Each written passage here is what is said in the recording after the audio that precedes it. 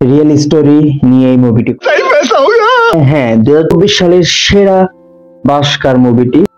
ভাই আপনাদের সবাইকে বলবো এই মুভিটি অবশ্যই একবার হলো দেখার জন্য। তো চলুন আজাইরা ইন্ট্রো গল্প বাদ দিয়ে আমরা মূল কাহিনীতে যাই। সংক্ষেপে এই মুভিটির কিছু কাহিনী শুনে আসি। কিনছি রে কিনছি, আমি টেনশন কিনছি, হস্তায় পাই চালাম, বস্তায় বস্তায় কিনছি। এই মুভিটি কিসের উপরে কিভাবে করা হয়েছে এটা ফুল ভিডিওটি অবশ্যই দেখবেন। আর হ্যাঁ, আপনি যদি অবশ্যই আমার চ্যানেলে নতুন হয়ে থাকেন তাহলে এক্ষুনি দেরি না করে একটা সাবস্ক্রাইব করে দেন, আর পাশে থাকা বেল আইকনটি ক্লিক করে সব সময় পাশে থাকবেন। আর হ্যাঁ, লাইক কমেন্ট করতে অবশ্যই ভুলবেন না।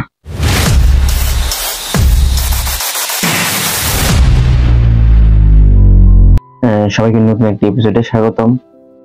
আজকে 2024 সালের সর্বশেষ মুভি।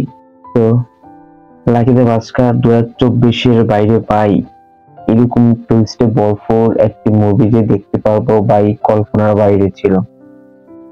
জাস্ট ইমাজিন ছিল মুভিটি এবং কল্পনার বাইরে টুইস্ট ছিল। 2.5 ঘন্টার মুভি, 2 ঘন্টা 10 মিনিটে টুইস্টে ভরপুর। প্রতিটা সিনে আপনাকে আতঙ্কিত করে তুলবে যে এই না জানি কিছু একটা ঘটে গেল, কিছু একটা হয়ে গেল। এরকম প্রত্যেকটা সিনে আপনার টুইস্টে ভরপুর। मजा आया और मैं ये जो मजा है हिंदुस्तान के हर व्यक्ति को। এরকম একটা ছবি আপনার দুলকার সালমান 2024 সালের শেষে মুভিটি তার হিট হয়ে গেল। এটার IMDb রেটিং 8.4 আর এটার নায়িকা ছিল মীনাক্ষী চৌধুরী। তো গাইস, ফার্স্ট অফ অল বলবো যে আপনাদেরকে গ্যারান্টি দিব যে হচ্ছে আপনারা 1 মিনিটের জন্য হলেও বোরিং ফিল করবেন না এই মুভিটা দেখতে গিয়ে। 2 ঘন্টা 10 মিনিট আরামসে আপনি মুভিটি উপভোগ করতে পারবেন এবং যথেষ্ট কিছু এই মুভি থেকে শিক্ষণীয় বিষয় আছে। এবং প্রথমেই বলেছি টুইস্টে ভরপুর ছিল এই মুভিতে। প্লাস পরিবারের একজন ব্যাংক কর্মকর্তা, চমৎকার একটি মুভি ছিল। চাকরি থেকে পাওয়া যে বেতন ছিল पगार 6000 रुपए, সেই বেতন দিয়ে সংসার চলেই না, রীতিমতো হিমশিম খেতে হচ্ছে। এই কারণে সে ব্যাংকের কর্মকর্তা ব্যাংকের যে হিসাবের যে টাকা ছিল এখান থেকে 2 লক্ষ টাকা সরিয়ে এখানে আপনার শেয়ার মার্কেট থেকে শুরু করে এক্সটার্নাল কিছু ইনভেস্টমেন্ট ক্লায়েন্ট ছিল, इम्पोर्ट एक्सपोर्ट का बिजनेस कर रहा हूँ। সেই ক্লায়েন্টের কাছে ইনভেস্ট করে রীতিমতো সে 100 কোটি টাকার মালিক হয়ে গেছে।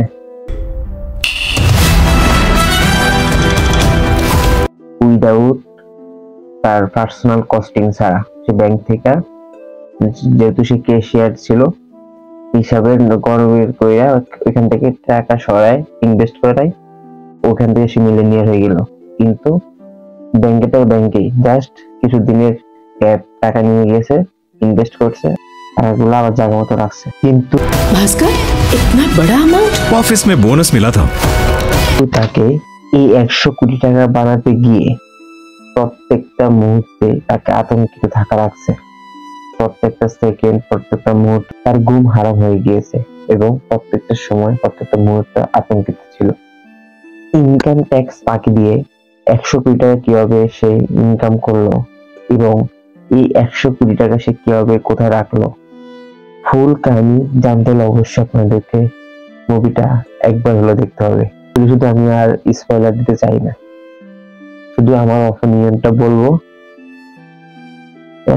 এই সালের 24 সালের যতগুলো মুভি ছিল সবগুলো থেকে আমি অন্তত এই মুভি থেকে যথেষ্ট কিছু শিক্ষণীয় আছে এবং 2 ঘন্টা 10 মিনিট বসে বসে আপনার টুইস্টে ভরপুর মুভি এনজয় করতে পারবেন। নন প্রেডিক্টেবল মুভি, আপনি আগে থেকে প্রেডিক্ট করতে পারবেন না এই মুভিটা। তবে হ্যাঁ, মুভি থেকে যথেষ্ট কিছু শিক্ষণীয় আছে। দুলকার সালমান মারাত্মক লেভেলের সে অ্যাক্টিং করেছে, নিখুঁত অ্যাক্টিং ছিল তার বরাবরই তার অ্যাক্টিং চমৎকার হয়। এন্ড এবারও তার ব্যতিক্রম কিছু হয়নি। যথেষ্ট আপনার সে এফোর্ট দিয়ে এই মুভিটা করেছে এবং রীতিমতো রিসেন্টলি রিলিজ হওয়ার মুভি এখন 8.4 এর উপরে IMDb রেটিং চলে গেছে।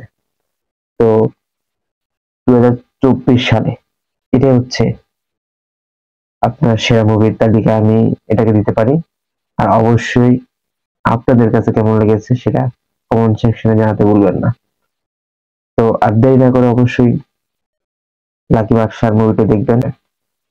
এই মুভিটা এখন হিন্দি ল্যাঙ্গুয়েজে পাওয়া যাচ্ছে, তো এই মুভিটা দেরি না করে অবশ্যই আপনারা দেখবেন। এবং এই মুভিটা এখন MLWBD থেকে শুরু করে 2-3টা ওয়েবসাইটে এখনো দেওয়া হয়েছে। চাইলে আমার ভিডিও লিঙ্কে আমি MLWBD এবং আরেকটা ওয়েবসাইটের লিঙ্ক দিয়ে দিব, ওটাতে আপনারা এই মুভিটা পেয়ে যাবেন হিন্দি ভার্সনে। তো অবশ্যই আপনাদের মুভিটা দেখে অপিনিয়ন জানাবেন। এবং আজকের ভিডিওটি এই পর্যন্ত, দেখা হবে নেক্সট কোন এপিসোডে। আর হ্যাঁ, অবশ্যই যারা আমার চ্যানেলে নতুন তারা অবশ্যই সাবস্ক্রাইব করে পাশে থাকবেন এবং পাশে থাকা বেল আইকনটি ক্লিক করে নিত্য নতুন ভিডিও দেওয়ার সাথে সাথে যেন আপনাদের কাছে চলে যায়। আর হ্যাঁ, লাইক কমেন্টস করতে ভুলবেন না। সেই পর্যন্ত ভালো থাকবেন, আল্লাহ হাফেজ।